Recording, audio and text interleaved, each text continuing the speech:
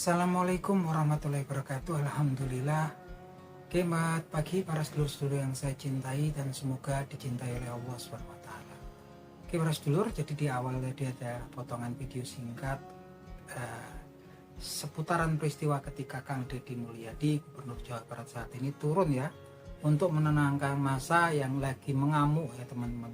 Massa yang memang sudah kemudian korbannya lah beberapa bangunan di kota Bandung ya teman-teman. Terakhir memang kemudian sempat mau ada pergerakan untuk melakukan pengerusakan di Gedung Sate, dan akhirnya satu-satunya kemudian yang bisa dilakukan adalah kemudian Kang Deddy Mulyadi turun ya. Dan kita bisa melihat di situ betapa seorang KDF Gubernur Jawa Barat saat ini turun dengan kawalan aparat dari TNI tanpa membawa perlengkapan atau persenjataannya TNI-nya. Dan ini kemudian memang sekalipun Kang Deddy sempat cedera, tapi tampaknya juga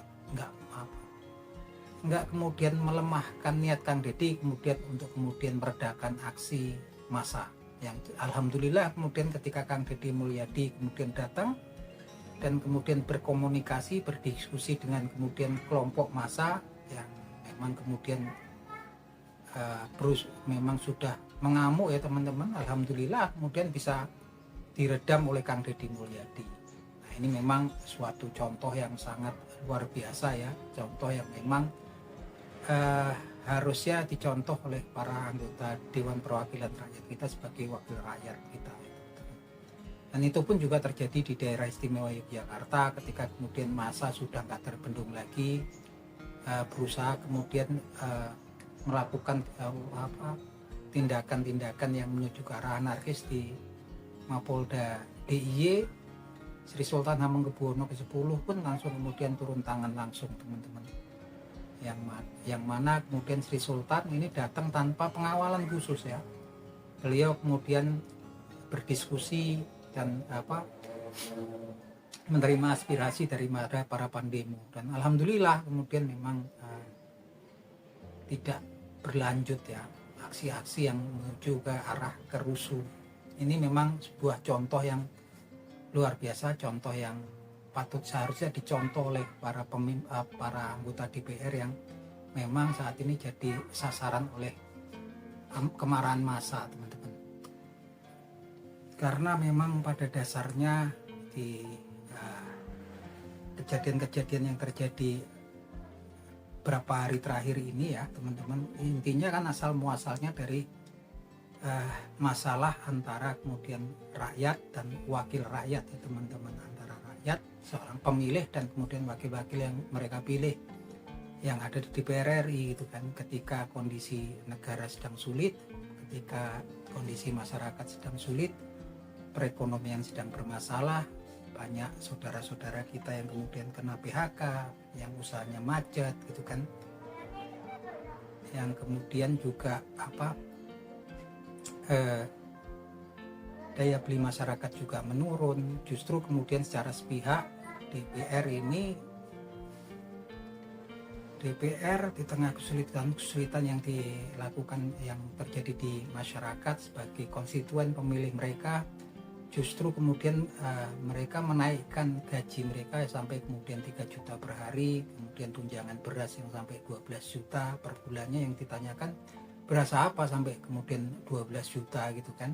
Dan kemudian tunjangan rumah yang mencapai 50 juta yang dirasa oleh masyarakat karena kemudian tidak ada rasa empati ya di tengah kesulitan yang dialami masyarakat. Intinya kan itu. Dan kemudian ya namanya juga negeri demokrasi, warga masyarakat, elemen-elemen yang ada di masyarakat pengen menyuarakan aspirasi mereka pada wakil-wakil mereka di DPR RI. Tapi apa yang terjadi justru di situ nggak ada aspirasi mereka, nggak tersumbat ya, nggak ada yang menemui wakil-wakil rakyatnya kemana kemudian gitu kan. Karena memang dipicu juga ketika kemudian ada protes-protes mulai dari elemen masyarakat, sepertinya setengahnya disepelekan, bahkan ada yang joget-joget kemudian meresponnya dengan semacam dengan kata-kata kasar yang mengatakan masyarakat ya tolol segala macam, yang sebetulnya nggak pantas lah untuk komunikasi publik seperti itu ya teman-teman. Sangat taif sekali ketika seorang yang mewakili sepertinya mengata-ngatai kasar terhadap pemilihnya gitu kan. Dan ini memang kemudian justru masyarakat dihadap-hadapkan dengan aparat lagi-lagi kan. Nah, aparat ini memang akhirnya kan repot ya, memang kemudian yang seharusnya memang anggota DPR itulah yang kemudian menemui masyarakat, dengarkan aspirasi mereka, dan kalau memang open mind bisa menerima aspirasinya dan bisa melakukan perbaikan. Justru kita nggak melihat ya dari peristiwa-peristiwa awal itu. Yang muncul adalah kemudian aparat benturan akhirnya suka nggak suka terjadi gitu kan, sampai kemudian sampai ada korban jiwa ya teman-teman. Seorang driver ojol yaitu saudara kita Afan Kurniawan, seorang anak muda dari kota Sukabumi yang merantau sampai Jakarta untuk ojol ya, kerja sebagai ojol dan tinggal di kontrakan gitu kan. Dia bukan seorang anggota dewan yang gajinya 3 juta per hari ataupun kemudian yang tunjangan berasnya sampai 12 juta dan tinggal di kontrakan kecil ya 3x11 yang enggak seperti wakil-wakil yang dipilihnya sampai 50 juta tunjangan untuk tempat tinggalnya. Dan kemudian meninggal dengan tragis, dan kemudian memang ya susah untuk ditutup ya, karena memang kemudian era digital ini ketika kemudian TV swasta pun dibungkam ya tetap masyarakat bisa mendokumentasikannya.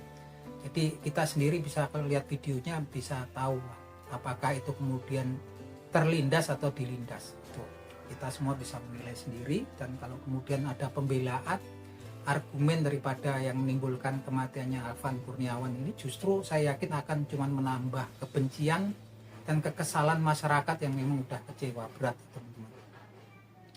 Nah teman-teman, kalau kita pikir akhirnya kan benturan memang merugikan masyarakat gitu kan, merugikan juga aparat ini juga pastinya akan kena sanksi dan nggak menutup kemungkinan sampai kemudian tindak pemecatan kan. Artinya mereka juga punya anak, istri, keluarga yang mereka harus hidupi. Artinya memang hal-hal seperti ini harusnya nggak terjadi kalau kemudian DPR itu mau mendengarkan suara pemilih, suara konstituennya, kemudian untuk kemudian turun langsung gitu kan. Dan ini memang dicontohkan ya oleh dua pimpinan daerah ya, Kang Deddy Mulyadi kepala daerah Jawa Barat dan Sri Sultan Hamengkubuwono X, dan memang kemudian bisa meredam kemarahan massa, dan saat ini kemarahan sudah merebak sampai kemana-mana. Bahkan kita nggak pernah tahu kemudian anggota-anggota DPR yang kemarin menimbulkan sakit hati masyarakat, kita nggak tahu lagi kemana mereka gitu kan. Yang jelas ini kemudian membuka alam pikiran kita ya, jangan kemudian kedepannya kita memilih wakil-wakil kita yang ya mereka kalau elit ya kayak terbiasa udah hidup enak kayak artis segala macam ya, memang gayanya seperti itu. Kalau basicnya kemudian komedian ya seperti itu. Kalau kita kemudian bilang mereka buruk, jelek gitu kan, arogan, ya kita sendiri kok balik lagi yang memilih itu. Lagi-lagi jangan sampai kemudian kita itu kedepannya memilih hanya berdasarkan pencitraan-pencitraan yang dilakukan oleh orang-orang tertentu. Milih wakil kita itu harus betul-betul ya teman-teman, yang bisa mewakili aspirasi kita. Kalau enggak hancur negara kita. Asal pilih walaupun itu namanya wakil gitu kan, ya itulah kelemahan kita sendiri. Pada dasarnya semua itu balik ke pemilih sendiri ya teman-teman. Tapi lagi-lagi kita berharap banyak Presiden Prabowo Subianto kemudian bisa merespon ya keresahan-keresahan yang ada di masyarakat. Dan Pak Prabowo menyatakan bahwasannya nanti akan melakukan memerintahkan untuk pemeriksaan itu penindakan hukum yang transparan atas oknum-oknum aparat yang menyebabkan meninggalnya saudara kita Afan Kurniawan. Yang nggak bisa dipungkiri lagi itu kan video digital aja sudah menyebar kemana-mana gitu kan. Dan juga tuntutan-tuntutan mahasiswa dan buat guru gitu kan tentang pembubaran outsourcing dan juga penerbitan undang-undang penyitaan aset para koruptor, yang ini yang sangat penting di negeri kita gitu kan. Kalau ini sampai nggak goal ya nggak tahu lagi kita kan siapa yang mewakili kita di negeri ini. Dan kalau sudah begitu ya saya pikir ya kadang pikiran kita yang paling liar ya wajar kalau kemudian masyarakat itu marah gitu kan.